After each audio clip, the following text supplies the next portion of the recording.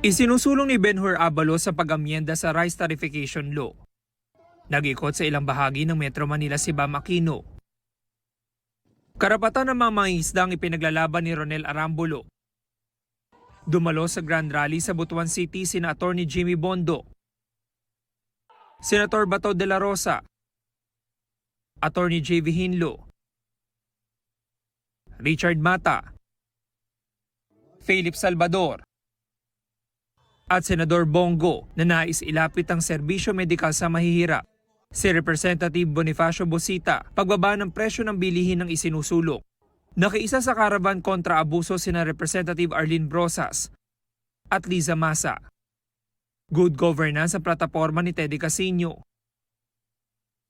Kinumusta ni Representative Franz Castro ang MSE sa Taytay Rizal. Isinusulong ni Senator Pia Cayetano ang Doktor para sa Bayan Act. Libreng ospital ang itutulak ni Senator Lito Lapid. Libreng pabahay ang plano ni Manny Pacquiao. Dagdag ayuda para sa senior citizens ang kay Senator Bong Revilla. Isinusulong ni Atty. Angelo de Alban ang training para sa mga guro. Karapatan ng mga manggagawa at paglaban sa fake news ang isinusulong ni Atty. Luke Espiritu. Ipinaglaban ni Modi Floranda ang karapatan ng tricycle drivers. Nag-motorcade sa Marikina at Rizal si Atty. Raul Lambino.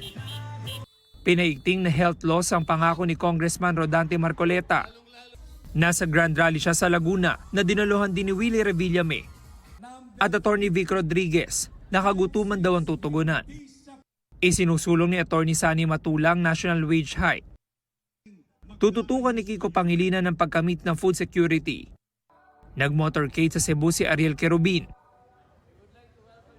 Nais ni Danilo Ramos na mapababa ang presyo ng bigas. Ibinida ni Senator Francis Tolentino ang pabahay para sa Taal victims. Pagtugon sa water supply issues ang pangako ni Congresswoman Camille Villar. Patuloy naming sinusundan ang kampanya ng mga tumatakbong senador sa eleksyon 2025. James Agustin, nagbabalita para sa GMA Integrated News.